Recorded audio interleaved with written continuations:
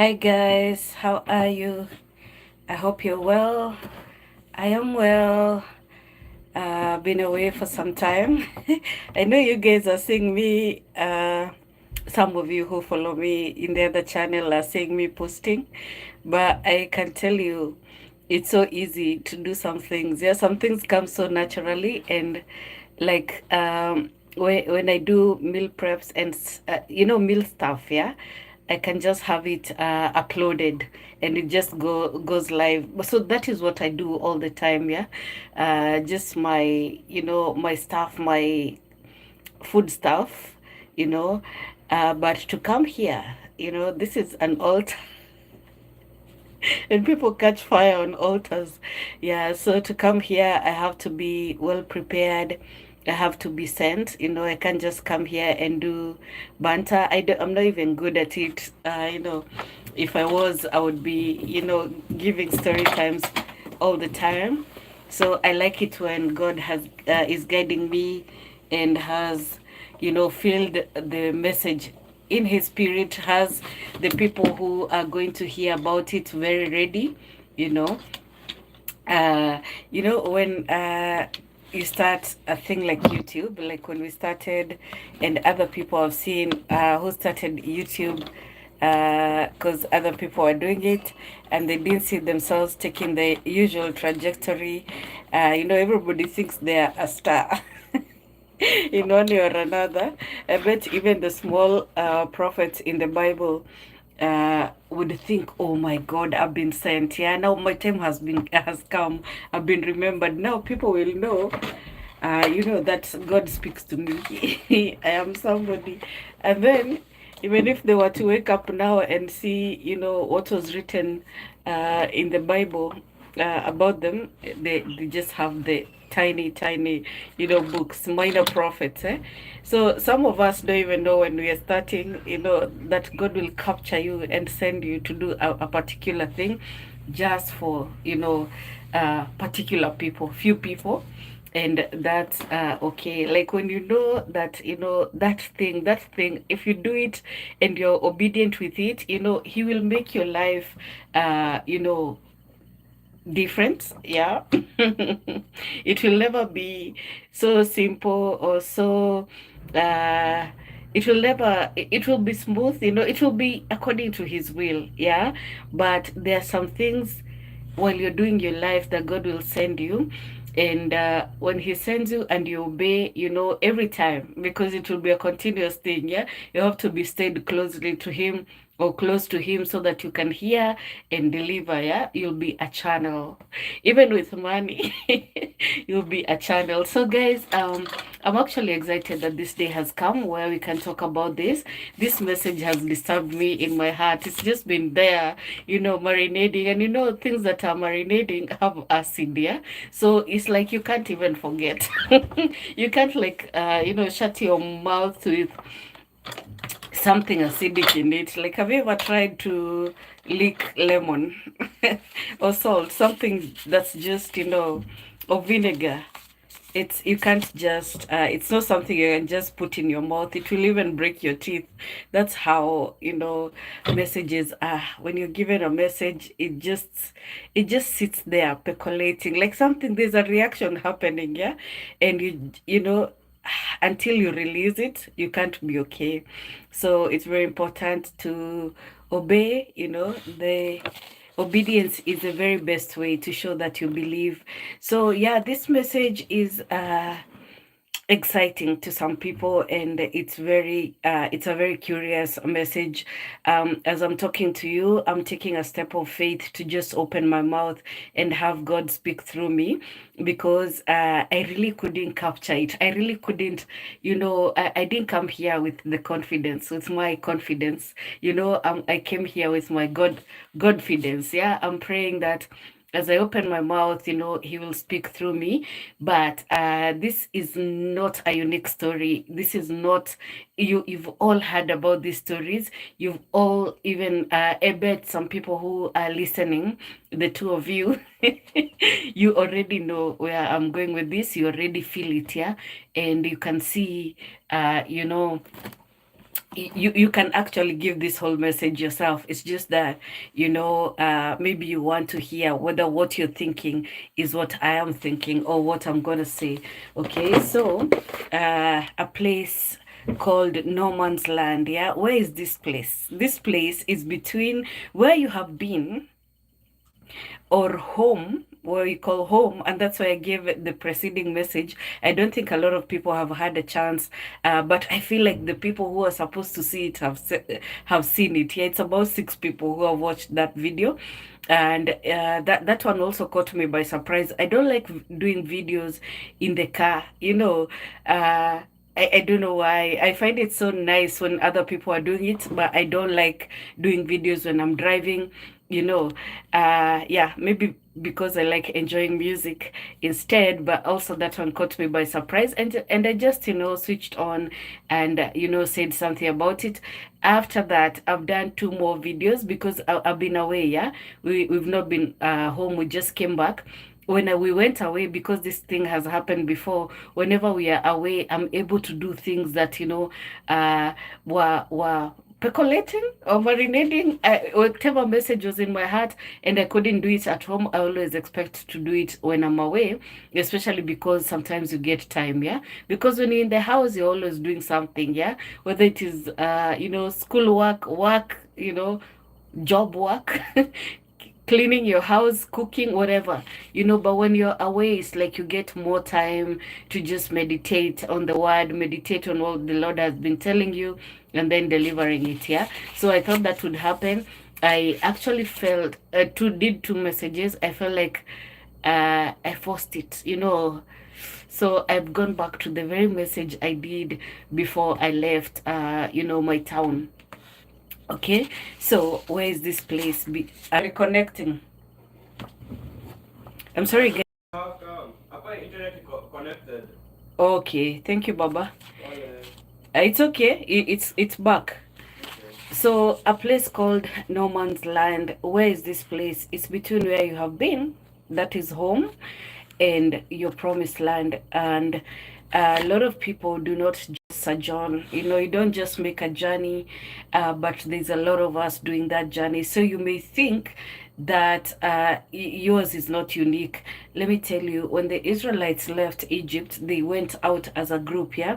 So actually, there's a time my son was asking me, these people saw everything they saw. They saw the miracles, they saw the signs and wonders together as a group. How could they let each other fail? But you know what? One, those people are traveling as tribes, yeah, and no matter what we'll see in this world as a group, as individuals, let me tell you, we'll overthink it, we'll think about it, we'll meditate on it, and we'll minimize it so we can just calm down and move on, yeah, with our lives, because life is a motivation unto itself, yeah. If as long as we're doing life, we want to move on from whatever has happened. Even the people who receive amazing miracles, so much that they shake people around them, and everybody gets to witness, because God will always surround you with witnesses that He wants to reach, later. Like whenever you see somebody's life change, yeah, just know it's whatever that change you've seen happen is coming to you too, or it has happened to teach you, yeah. So whenever you see things happening to people and you get so moved, just know that there's a reason, yeah. Just tell God to give you clarity over that matter, yeah. Yeah, so many people will be in a place, yeah, together as in a home, and one of them is taken away, yeah. One of them, or just a lot of them are taken away. Maybe families, like us, the whole family, 5 people are not a joke. Are taken, are moved to a different place, yeah. So whatever they called home, because like I've told you, my people didn't just live in Nairobi. They came from somewhere else. For them to even leave the country to come to the city was huge. Okay, it was an immigration, what we call rural urban migration, but also it was a relocation, and both physical and spiritual. Okay, so this thing didn't even begin with you. Just like the people in the Bible, somebody like Jacob, yeah, the journey started with his grandpa, okay, and then we see in between, yeah, because oh my God, this is so deep. We see in between Isaac doing the journey, along the places the Father went through, the places that the Father built altars, the places that the Father dwelt, and the places the Father also dug wells, yeah. And then he's going around these places, and even the time he's digging the wells, he's contested. Like, people are like, no, no, no, no, these are our wells, yeah. We're the ones who dwell here. And this guy is just spiritually secure. He's like, okay, if I can't use this well that my father dug, I'll just move on. Like, my father has resources. He had dug many wells, yeah. And so he goes to the next one and to the next one. And on the third place, he's able to settle, okay? Now, from when the Lord revealed, what kind of a journey we were doing, and who my husband was, who I was, who our children were, I noticed that there was a pattern of things happening in four, okay? We would try a thing once, twice, three times, and then on the fourth time is when we would, reach a good place. Yeah, like, for example, we tried our visas three times, and on the fourth try, that's when we got them. In between, there was a lot of heartbreak, and it turns out that all that was wilderness between not having a visa and getting it. That was a wilderness place where, God taught us, God grew us, God instructed us, and He gave us instructions for the journey. And now, when it happened, when we got those, visas, the fourth time, we felt like this is it. Now we are going to our promised land, okay? And then we land in that land, and I realized that immediately, upon arriving, I'm like, where is this? Like, that place shocked me, and like, right from the airport.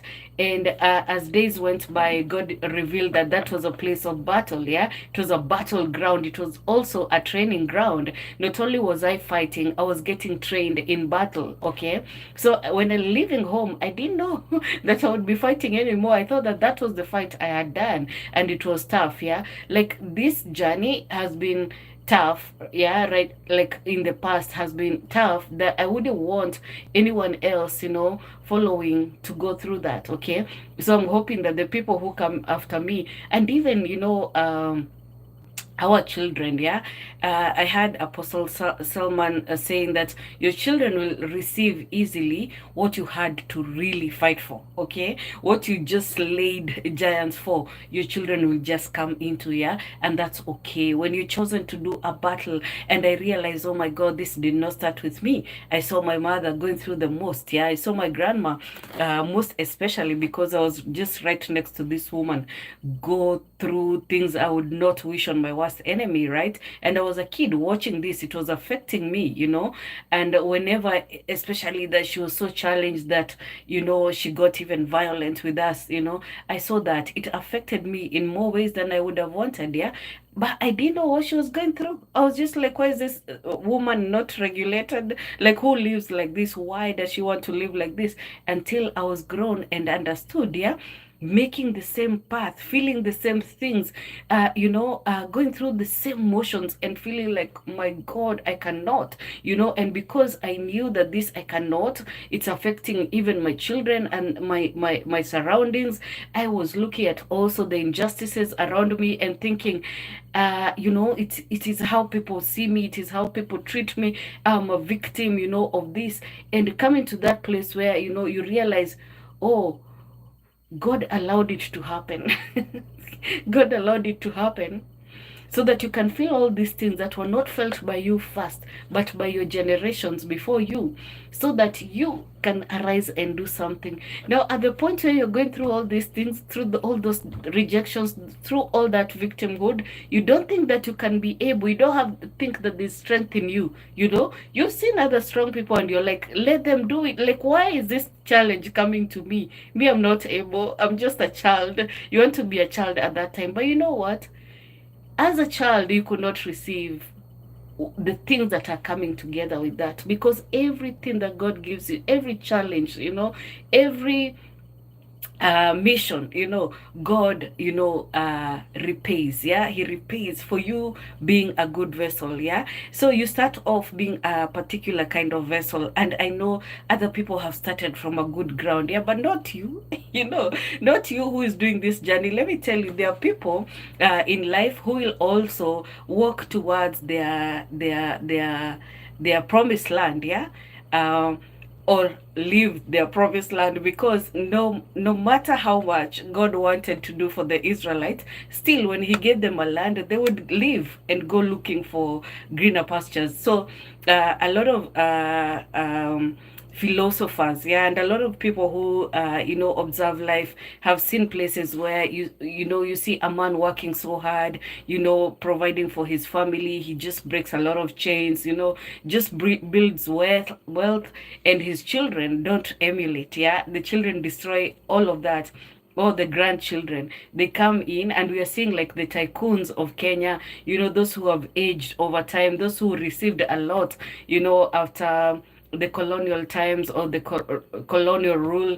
They some in some families, yeah, some families are running, from strength to strength, but others just destroy each other after that. Yeah, and you wonder, what is it with this family? How did they start? Where are they at? Like, it is so fascinating to watch these things. Yeah, but anyway, now we are more aware. Now we can share these things. Now we can, look at the Bible with more meaning. We can see, what happened to generations. Yeah, we see somebody like Jacob. He goes back, gets connected with the altars of his family, with that kind of idol worship that Laban was into, that did not start with him, because even his fathers, Abraham's father Terah, yeah, because Abraham had married in the same family. Yeah, so similar idols. Yeah, so this guy goes back to just identify this idol worship, because we don't see Abraham addressing this. We see him building new altars. Yeah, building new altars for God. So some men have done that. Yeah, let me call them men. So the Abraham is up where inashinda iki reconnect.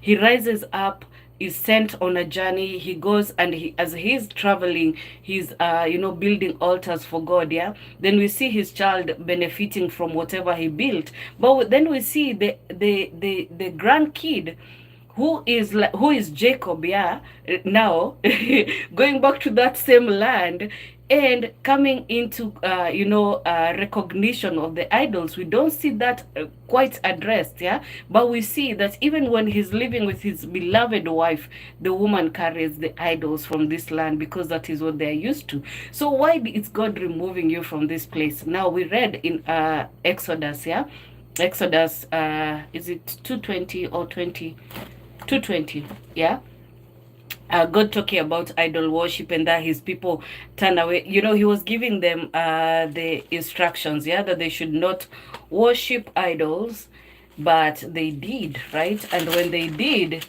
he was telling them, my God, how could I forget where this is located? Anyway, that is where God was giving them instructions, and telling them that should you worship idols, I will reach this curse to the fourth generation. Yeah, and later we would see, the Israelites, throughout the years, talking about the children have eaten sour grapes. No, the fathers have eaten sour grapes, and the children's teeth are set on edge. Wow, I wish somebody could remind me. Actually, I can type away. I wasn't thinking I would, be mentioning that. Yeah, but anyway, so home is where people came into agreement with idol worship. Yeah, so that is where God calls somebody from. Okay, the fathers have eaten. Thank God for Google. So that should be extra. Is showing here from Ezekiel. So Ezekiel 18:2, Jeremiah 31:21. I actually wasn't looking for that, was I? I wasn't looking for the sour grape topic. I was looking for the generational curse. Yeah, that is in Exodus. Yeah, so we see that home is where people came into agreement in order to survive. In colonial times, our fathers, before they were subdued, they came into this new knowledge, yeah.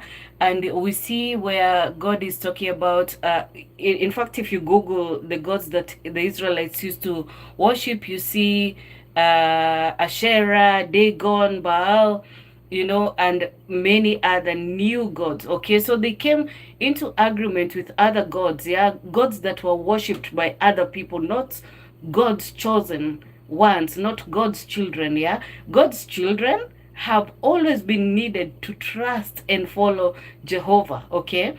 But other nations have always embraced other gods, other idols, yeah, in order to survive, other ways, right? So we see even the children of Israel living in Egypt, they are slaves in this place, yeah. But in Egypt were so many gods, yeah, so many gods that were worshipped, God of rain, God of sun, all of this, yeah.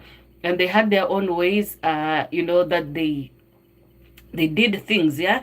And we see even Moses coming back, and God is telling him to just throw his rod on the floor, and it turns to a snake. And that is something, it turns out that the Egyptian magicians, the Egypt magicians could do, yeah. um yeah, they could do that, right? But they realized that the difference is, because sometimes things can look similar, the difference is that Moses's rod can swallow the snakes. Moses's rod that turns into a snake can actually swallow the snake that was uh, made or created by the magicians. So it is Exodus 20.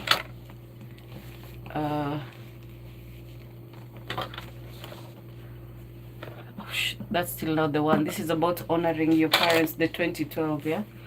Honor your father and mother so that you may live long in the land that the Lord is giving you. Yeah. I'm sorry I went this way, but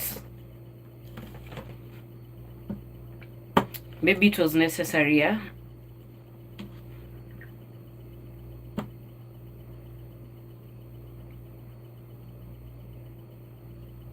That is where they were given the commandments, yeah? Okay, so it's Exodus 20 from verse 4. It says, you shall not make, from verse 3 it says, you shall not have other gods before me. You shall not make yourself an image in the form of anything in heaven above, or on the earth below, or in the waters below. You shall not bow down to them or worship them, for I, the Lord your God, am a jealous God, punishing the children for the sin of the parents to the third and fourth generations of those who hate me. So it's Exodus 20 from the beginning, and then he goes ahead to give the commandments. We should not forget. Whenever I move away from a certain topic, I forget. I need God to create a bigger database for me. I forget some things that I'm learning in a particular season, yeah. So anyway, the Israelites were told as they were beginning their journey to always remember that I am your God, yeah. You shall not have other gods before me. Now the people, our people, for example, yeah, my forefathers used to be into godly worship, yeah, and they would face a certain mountain just praying to God, the God, yeah. And then later they would embrace all these other things, all these other magics, yeah. They would look upon other tribes that were performing certain miracles whenever they were challenged by disease, or just spiritual issues, yeah. They would tell each other of other people who would solve these problems. And so before they could even just fall down before God, whenever challenged, and seek him, they would know, listen, and copy, and embrace other methods, and other things that other people could do, yeah. And so we see magic coming in. We see solutions that are provided from very weird places, yeah. So some would be called witch doctors, and some were witch doctors are supposed to be good. Hi, how are you? Yeah, so witch doctors, and some would be witches, yeah, so who would perform magic that they learned, from fallen angels, right? And some would be doctors, the ones that work with herbs and such things. Yeah, I said hi. I said hi. Thank you for coming in. And yours is the first comment. I think others could be held for language and all that. Yeah, so we're not going to have a conversation. But I'm good. I hope you are too. Okay, so we see that in Exodus, yeah, God is warning his people against coming into agreement with other gods, yeah, or idols, because what happens is that, whenever you turn your face away from God, whenever you stop depending on him as your God, then he turns your face away from you. I love how that is described in Isaiah 54, that for a moment I turned away from you, and when that happens, it will be your generation suffering, it will be your children, your children's children, yeah, to the fourth generation, because of disobedience, yeah, because of embracing other gods, God turns away. And let me tell you, a day to God is like 1,000 days to us, yeah, and 1,000 days are just like, one day. He can turn things around that had been, in a bad situation. Like, if you've seen your family in a bad situation growing up, for me it was like 40 years, right, that I came to my awakening, and I had seen bad situation that would just pull me down, and I would feel like, no, there's something wrong in this family, and I went on to say that and continued saying that for, a long time, yeah. So for me, it was 40 years, right? So in addition to my mother's years, to my grandmother's years, you see, that's a long time of people thinking there's something wrong. Yeah, my grandma must have felt it for her to move, from the land of her birth, the land of her marriage, yeah, because she was born in one place, married in another, and all these things were challenging her. And I see similar challenges in both the family she came from and the family she married, yeah. So you're not just joined to people, you're joined to their spiritual issues. And the thing I've come to discover about kingdom marriage is that God is very peculiar. So your marriage will not be looking like anything to write home about, and yet God has chosen just the very two people who will fight this battle. It will be crazy, right? It will be crazy, and they may not have a lot of enjoyment, because they've been called for work, yeah.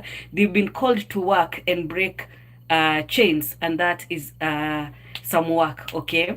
But once they do this, they will reach a place where, even when evil comes, even when the familiar spirit comes, they cannot destroy the next generation in a similar way, yeah. According to Isaiah 54, I think 13, don't quote me on that 13, but it's just somewhere down there.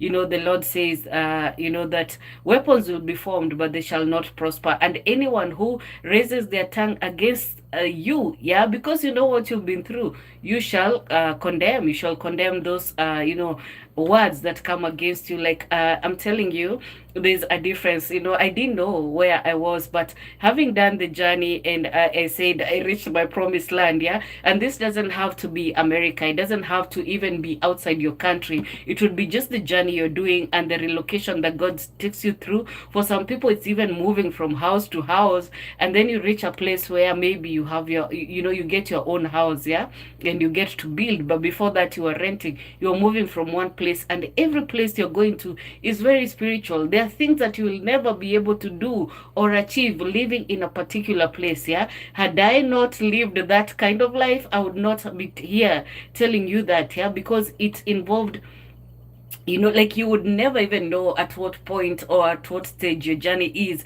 until you actually leave. And then looking back, you're like, oh my God, why did I move at exactly this time? And then this thing was birthed here, and then this revelation was done here, and then this kind of deliverance was done here. Because I love how Miles Monroe, actually speaking on deliverance, says that deliverance is not the end, it's just the beginning. Like, once you're delivered, yeah, now you begin to be trained on how, you're supposed to live this new life. Yeah, what is that deliverance? Being broken off those chains, being broken off those familiar spirits, so that they cannot speak anymore, right? They used to. And the Bible says, I'm quoting all the verses we've talked about before. um so Proverbs, right? 6:30, I believe, or 36. Yeah, it talks about the thief, the proverbs on the thief. So if you're there and you can be able to pull it up, just put it there for me. The thief has been stealing from your life for this longest time. Some people's destinies have been stolen. Some people's family destinies have been stolen. I'm telling you, when I say that I'm a chosen child, yeah, it means my family is chosen. Okay, so their whole destiny was changed, yeah, until now God raises, particular children from that family. And let me tell you, in every generation there's a chosen child that has been breaking those chains, and it's just very interesting to see. I hope you guys are observing your families and just seeing the different things. For me, the most interesting thing in our generation is that different children are living their their relatives different lives, right? Like for me, I'm living, and I see the mantle of a certain aunt, that, came before me, right? And that included her traveling, that included just a lot of things, yeah. And I'm in awe of this woman and what she had to go through, even without mentioning it, yeah. And then we come now in the fourth generation, and I get to be the mouthpiece of somebody who did greater things than I could or ever did, And now let me tell you, it is mind-blowing, it is shocking, yeah. But I see, different people living different lives that our mothers and aunties, our mothers and their sisters has lived before. Like, there's been a change. Okay, and now I'm curious to see what the next generation, what life, who will be who, who will be doing what, right? So God works with generations. He's a generational God. And one thing I have to stop and say, at this point is that, let me tell you, every time we run away from God, just because something looks like it glitters, like it's better, like it's, there's a knowledge that we're embracing and it's not of God. Oh my God, that's a generation that's about to go down and take the other generation that comes with, that comes after them down the drain with them, yeah? So, like, there's all, how the song says, there's no other God, there's no other name under heaven given to man that way, that there's no other name under heaven given to man that should be praised, or something like that. You guys know that scripture, yeah. Let me tell you guys, at this point, while doing this journey, yeah, they wanted to destroy my mind. I talked about that, I mentioned it at some point, but let me tell you, the reason why I don't remember or I'm able to conjure or to pull up something from this database, because it's a database really, yeah, is how badly my mind was compromised, yeah. So going through the wilderness before your promised land, and this is what I'm talking about, that place that is called no man's land, okay, where after you left home, yeah, you've just been going through places, like you reach a place, you find what you find, go to another place, you find what you find, and all this time you're fighting. All this time you're breaking chains. All this time you're coming into other spiritual grounds, yeah, that some are worse than yours, than where you've come from. Some, some, like, it's just the same way you'll see, you come to some people and they help you, right?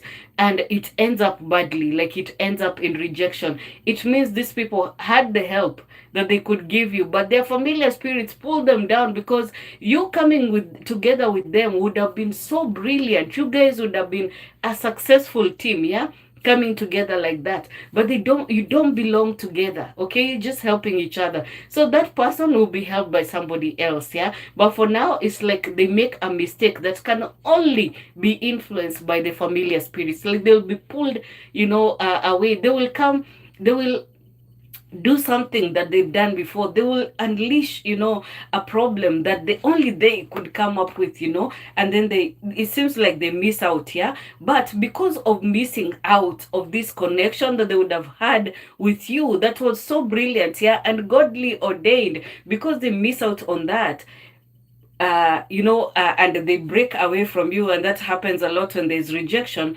You will see that they will go through something, and I know even I have gone through that. I've missed a season with wonderful people. I've messed up with some wonderful people, and because of being of recognizing that I missed out, or after I met with this person, my life just went down because of how I handled them in that situation.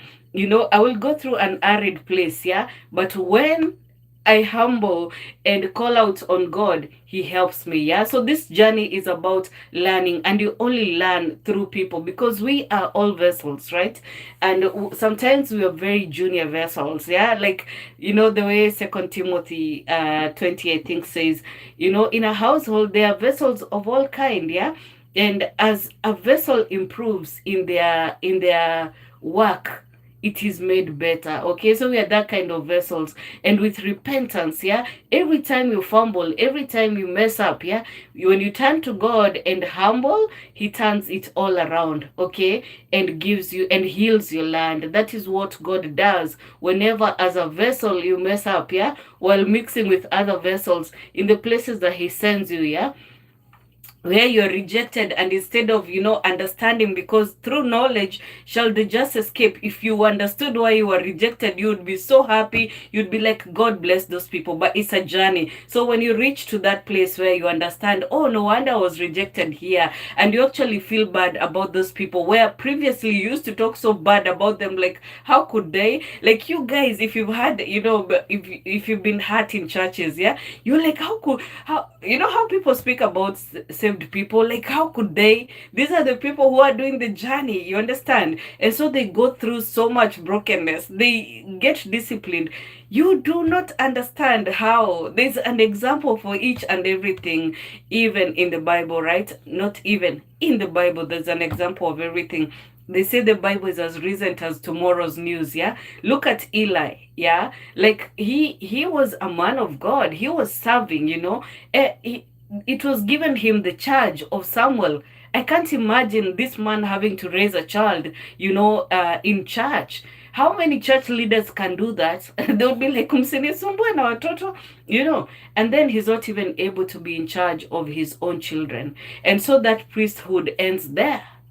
This man is a Levite. His children are supposed to even take over from him, but they end up dying. And even he dies in the worst of ways. And this is shown to who? Another kid, because they were not, following God's precepts as Levites. They end up destroying, just ending their generation ends there. And so in comes Samuel, a child that was so agitated for by the mother. Okay, so she had to wait. She had to agitate for this blessing until it comes. And she makes a compromise. Isn't that what we do when we are doing the journey? You make a promise, right? You make a promise that if you give me this thing, God, I will praise you. Yeah. And Hannah in this case makes a promise to God, I will give this child back to you. And so she's without child. She gives him, she gives this child over to the temple, to the service of God. Yeah. And in return, she's given other children. Yeah. So what will happen when you from the time you come from home, and all these people, including Hannah, are doing this journey? Yeah. They are in a no man's land. What does that mean, even for somebody like Hannah, that I do not have my children, I do not have a full home, I do not have what I desire? Okay, so I'm agitating, and in that agitation, she begins, she's sent out, and she's in this arid place, just agitating, looking for water, looking for that place. What does it mean for, like, I can give you so many examples of the people who went through this no man's land. Yeah, from the time they're sent away from that place of comfort to where they will arrive and they're comfortable, and they say, oh God, I see what you are doing. Thank you. Now you can live a normal life where even if weapons are formed, you have knowledge on how to deal with that, because weapons will always be formed. Somebody who has even done the job, like in this social media, people have been watching you rise and fall, you know. And for some, they get so tickled, and it turns out that oh my God, God was actually doing something and teaching all of us who are watching this person through that person's life. That is how God, you know, uses people as vessels. Yeah. So I've mentioned Hannah, you know, and the promises she makes out of that comfort. Yeah. Because she's taken away from her comfort. I'm telling you, in your comfort, you can get nothing. You know, I've always said if Hannah was buddies with Penina, they would have raised Penina's children. Like she would be the babysitter, you know, and she would love it because she's yearning to have a baby, yeah. And then there's Hagar, who this is not quite home. She's a servant, but she's given, you know, she's given a better standing in that home by birthing, you know, an heir. And because she's careless with that, and she gets so entitled, like she feels like she's better than the missus, what happens? She's sent away, and God allows it. Yeah. So this is one person also who is living in a no man's land, because the land she was living in was Abraham's house. She had comfort. She had, you know, she had a home, right? Until she sent away Kajua Gigi, you know, because of her behavior. Because, and that is why I'm saying even the chosen one will you know, fumble, right? And when I say a chosen one, there's so many categories. So when I say Hagar, when I refer to Hagar as a chosen one, that is also one who was chosen, you know, to do this. Like she was available for Sarah's use.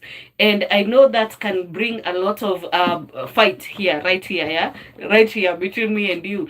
But yeah, she was there, and Sarah thought, like, she was chosen for us to understand that sometimes the decisions we make are so wrong, yeah? So she was used for a bad example, right? Like for us to know I shouldn't be a Hagar, you know, like I shouldn't come between these two people and sijui birth for them their child, and then get hated for it because you know, like for a moment, a little moment of pride, you know, like that's allowed to show that I can do what Sarah cannot do, and everything is taken away from her. The comfort, you know, and I don't even know whether that you know, relationship was continuous. I mean, it must have continued for a while until she got that baby. So she had the man for that one, you know, for that brief period of time, and then she gets you know, thrown away, thrown out.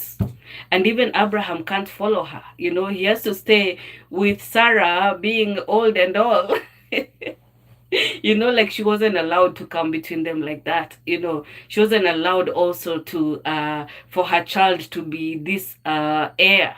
You know, she wasn't allowed to be the missus in this family, you know. So yeah, Abraham has to let go of this pen thing and stay back with the old, you know, wife. Because why? This girl was misbehaving, right? Like she became entitled, she became rude and indisciplined, right? She forgot her role was just this one. But I don't even know why I'm going so far into that. Okay. And then Jacob, man, I feel for this guy so much. Yeah, like, man, he was tossed. uh and you know, like looking at my family, because mine is a very chosen family, like let me tell you, for me to come with this family as the example, let me tell you, they're being restored just for that. You know, God is healing them, restoring them of all the years the locusts have eaten, because they were eaten, they were stolen from each and every member, any, you know, person from this bloodline. You know, for me to even mention them here, you know, that is not easy, and that is not easy even on them. Yeah, so God is going to restore them. He allowed them to be used as a family. We've been a vessel. Yeah, so he allowed them to be used. Anyway, I was talking about a grandkid. Yeah, one of my mother's grandkids. Yeah, this kid has gone through a lot. Like her and my mom compare notes. Yeah, but at the same time, I feel like she has gone through so much because she wanted to become great, yeah, to be great, and she's gonna be. But for her, before she even understood that journey, man, it's been so crazy for her. It's been so breaking for her, to a point where, and with such chosen kids who are breaking chains, imagine nobody's there to help. Even when you try, you'll be separated from that child. God will be like, nope, you cannot be a hero over here. I'm teaching her. She's my own. Okay? She's my vessel. This place gets so hot. You understand? So when I look at this child, when I like God, every encounter, her journey, it is a marvel. The only thing I can do for being able to recognize this is just pray over this child, right? And it even seems like we'll never be close or friends or be able to relate like that. She's not mine to relate with. She's supposed to relate with, uh maybe the grants. I'm giving away too much, but all I'm saying is that men sometimes as a grandchild and grandchild children are so like the grandparents. It is so crazy. And so also fascinating to see. So like I mentioned in the other video, Jacob, right? The father the father is so privileged. He is just Abraham's son. He gets the spoils, man. Wherever he's going to, like I told you guys when we were following my husband's, it's like we were going through the wells he had dug. We were getting some privileges for being his family. And I've given an example in case you've not watched, for the person who has not seen that, where we once went to look for a visa in Halifax, yeah, at the American consulate there, and we were supposed to go through the interview, right? And it was a lot of drama getting to that point. And when this person receives our papers and he sees my husband's name there, he's like, you guys, you get the visas tomorrow. Will you be in the city tomorrow? So easy like that. Yeah, why? Right? And it and it has been like that since then. Yeah, like whenever you need a visa, you get it. Why? Because somebody went ahead of you. And when they went ahead of you, we were crying, we were fighting about that. Yeah, we were fighting, like we were like, I can't live like this. And it turns out God chose somebody to go before you, to make because God uses people, God uses vessels, right? So when he says, yeah, I go before you to make the crooked path straight, that's exactly what he's doing. Now when you come to the journey, and even him, right? But I'm not talking on our case only, but even these people, like even when Jacob is going back to the uncle's place, yeah, to the land of his ancestors, God still assures him. He speaks to him, when he lays on some of the altars that Abraham had set up. God speaks to him the same blessings that he spoke over or to Abraham. God speaks to Jacob, even as you go, because it's going to be so tough there. You won't believe, you will get a wife and she'll be snatched, from you. You see those curses in Deuteronomy, right? The blessings and the curses. You will get a wife and somebody will, you will engage a woman and somebody will lay, with him. No, that doesn't apply to Jacob. I'm sorry. Anyway, he meets a woman and he doesn't, like he works for her. He works to get her 7 years, and instead he's given the sister, you know.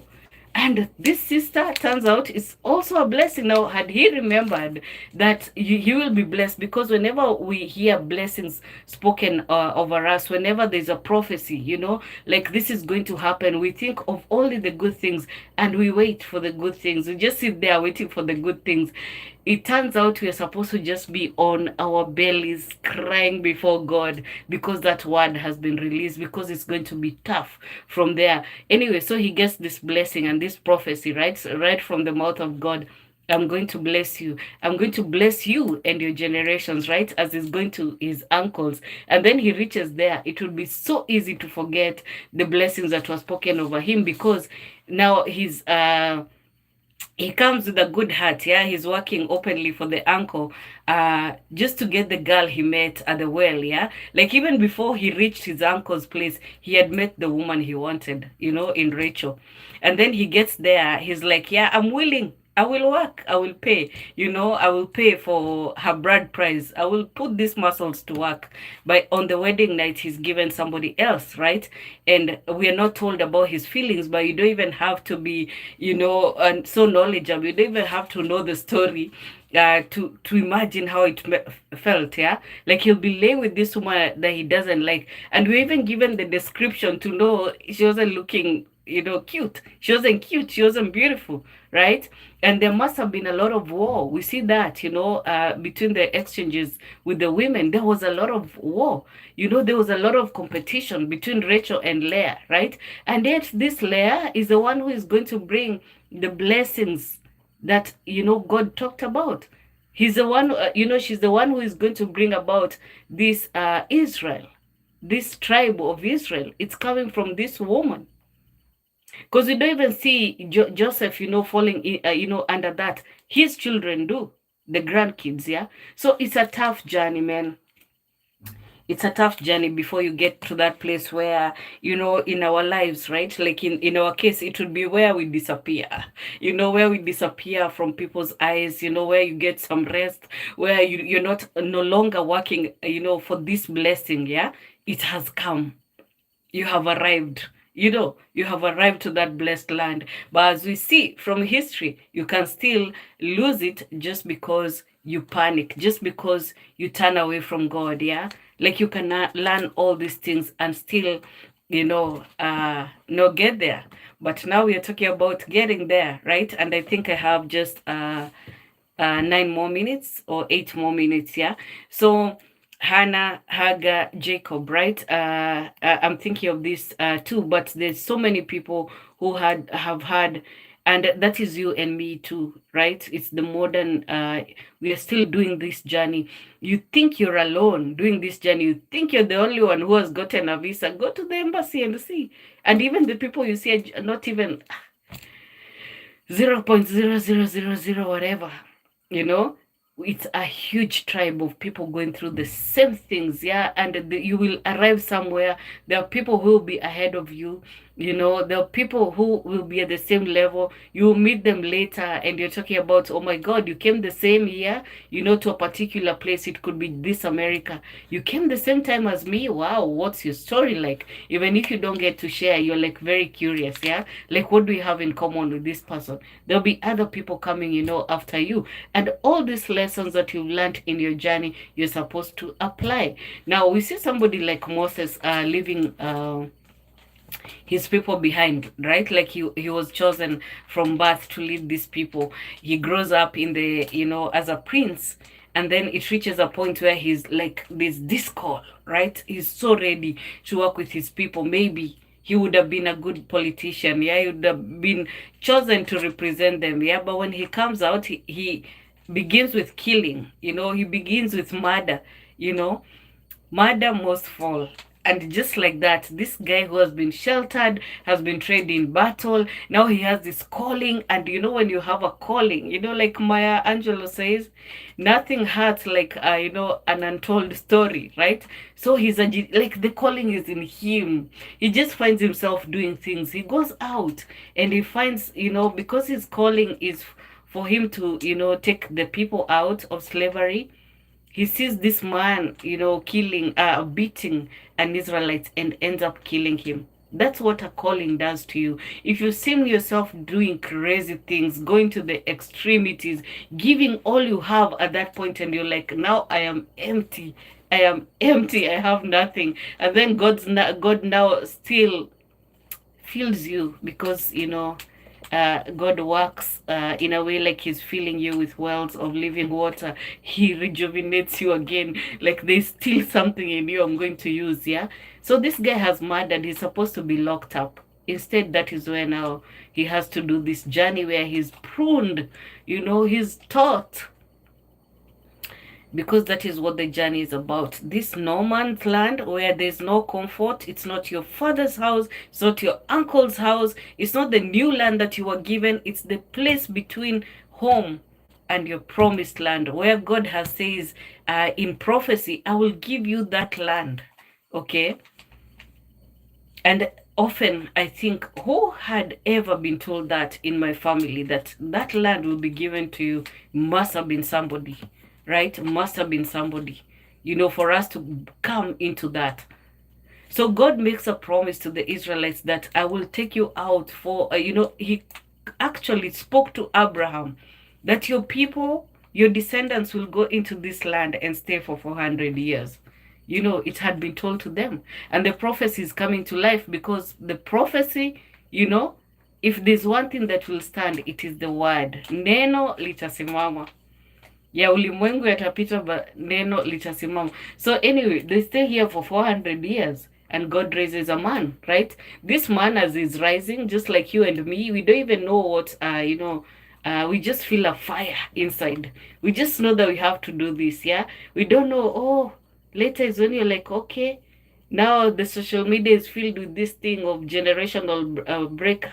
If you have these qualities, you're the generational breaker. But you actually have known this all along. They have the terminology. You didn't even know what you're doing. When you were so kind, to and man, it's not even kindness as we know it. When you are just like, your heart is sold out, like so soft towards your people, you could do anything for them. You're like understanding, feeling, very feeling. You're even beaten up for that. Wachanga kuko hivi sensitive.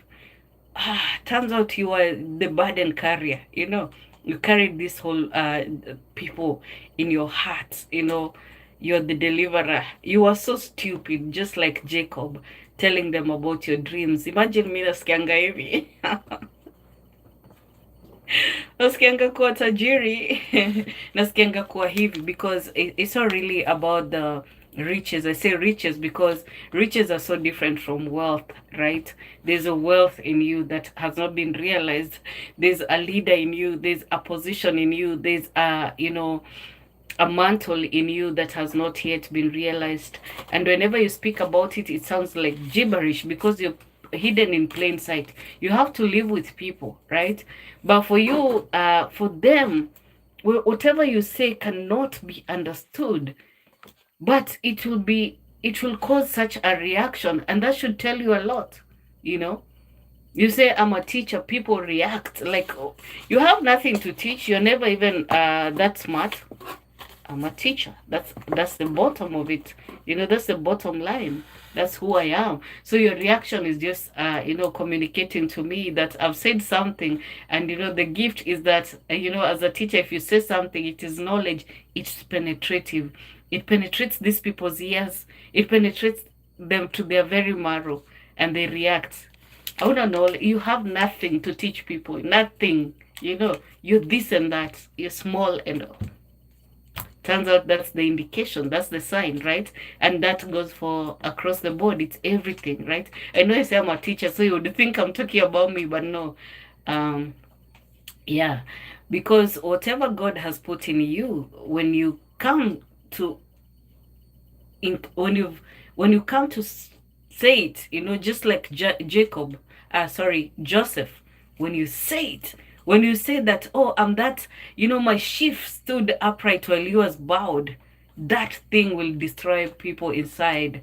They will be reacting, because deep calls unto deep. You're speaking into their deep. Whenever you say something, like these poor families will say, one day God will remember us, will be restored. You'll see a reaction, and people think, oh, these people who are reacting know what they're doing. No. This is all spiritual. You're talking to a deep place in them that they don't even know, okay? But they're gonna. This is just the beginning. They're going to, come into that. They come to understand that, oh, no wonder this is what you're saying, because none of us knows, what we are doing, what we are saying, yeah, until we awaken to that. And that's what the whole journey is about. So in the meantime, you're just walking between home, in that promised land. Now, you will know when you reach your promised land because you'll be so awake. Whenever something happens, you'll be so you know, there's a word I want to use. It's in my mind completely, but I don't know how to say it. So I'm saying you'll be in recognition. Okay, it's reached the point where I get mischievous. It's been an hour, and I have to say thank you guys. I know that whoever this message was meant for, I didn't make it plain and clear, but they have it. They know what I'm talking about. They know they're on a journey, and that makes a huge difference, right?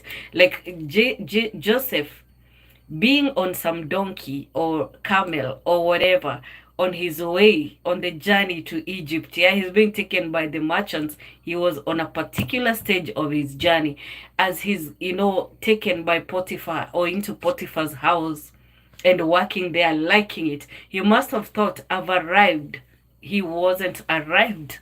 He had a mission that, this was only a stage of it. He was comfortable for a while. And then, like, as a chosen one, how it goes. You get a job today. You're liking it. You're beginning to understand. You're liking the training. You're just, and then something happens and everybody is turned against you. Like the way you will call it misunderstanding, but the way they are reacting to that thing you've done, that should tell you a lot. You have not arrived, and you'll see yourself being rejected in places where you're like, I thought I understood this thing. I thought I was doing okay. How is it that people who are not doing as good as I am, never have trouble? Even if you hide, and there's no hiding for chosen one, they'll always notice you, yeah? Even if you hide, turns out you've not arrived. You're moving to a different place, yeah? Sometimes it will be you getting so restless. Sometimes it will be them communicating to you they don't belong here. For you, we cannot accept this thing from you. From other people, yeah, well, they're ours. They can do whatever they want. For you, nope. One small mistake, sometimes it won't even be a mistake. It is just being you existing. We don't like you. Keep moving, and it will be rough. If it gets rough for you, just know that somebody somewhere understands. It will be rough. It will be places where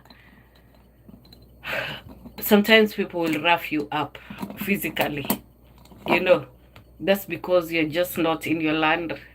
When you reach your land, no matter who tries to stand against you, you'll be able to call it. You will see it. You will know it. You will not be confused about it, yeah?